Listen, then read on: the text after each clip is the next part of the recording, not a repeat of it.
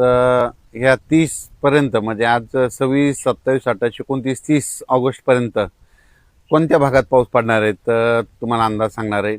तर राज्यातल्या शेतकऱ्याला सांगू इच्छितो की राज्यामध्ये 26, 27, 28, 29, 30 दरम्यान नागपूर जिल्हा, भंडारा, गोंदिया, चंद्रपूर, यवतमाळ, अकोला जिल्हा, वाशिम जिल्हा, हिंगोली जिल्हा, परभणी, नांदेड, त्याच्यानंतर इकडं बुलढाणा जिल्हा, जालना जिल्हा आणि बीडचा काही भाग आणि इकडं लातूर, धाराशिवपर्यंत ह्या भागामध्ये काय होणार आहे, पाऊस 30 तारखेपर्यंत दररोज वेगवेगळ्या भागात विखुरलेल्या स्वरूपाचा पडणार आहे म्हणून हा अंदाज लक्षात यायचा।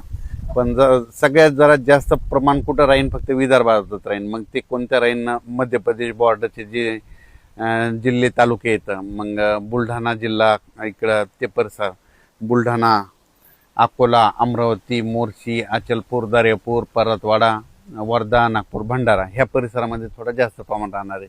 पण त्याच्यानंतर इकडं परभणी जिल्ह्यात विखुरलेल्या स्वरूपाचा अर्ध्या तासाच्या, 10 मिनिटाच्या, 20 मिनिटाच्या ह्या 4 दिवसामध्ये वेगवेगळ्या भागात सरी पडतील। खूप काही मोठा पाऊस पडणार नाही म्हणून हा अंदाज सर्व शेतकऱ्यांनी परभणी जिल्ह्यात लक्षात यायचा। बीड जिल्हा, लातूर जिल्हा, धाराशिव जिल्हा तिकडं देखील खूप काही मोठा राहणार नाही, आता सरीच येतील, अर्ध्या तासाच्या, 10 मिनिटाच्या राहतील म्हणून हे अंदाज लक्षात यायचा। संभाजीनगर जिल्ह्यामध्ये इकडं याच्याकडं फुलंब्री, कन्नड ते सोयगावपर्यंत त्या परिसरामध्ये तुरळक भागात पाऊस असणार आहे म्हणून अंदाज लक्षात यायचा। त्याच्यानंतर ह्या 4 दिवसामध्ये इकडं चाळीसगाव, धुळे, नंदुरबार तिकडं देखील थोड्या सरी येतील म्हणून लक्षात यायचं। आणि इगतपुरी, इगतपुरीकडे पाऊस पडत असल्यामुळे नाशिककडं सरी येत राहतील। कोकणपट्टी, घाटमाथ्यावरचा पाऊस ते जोराचा चालू राहील। कोल्हापूरकडे देखील सरी राहतील। सांगली जिल्ह्यात देखील आपल्या सरी येत राहतील।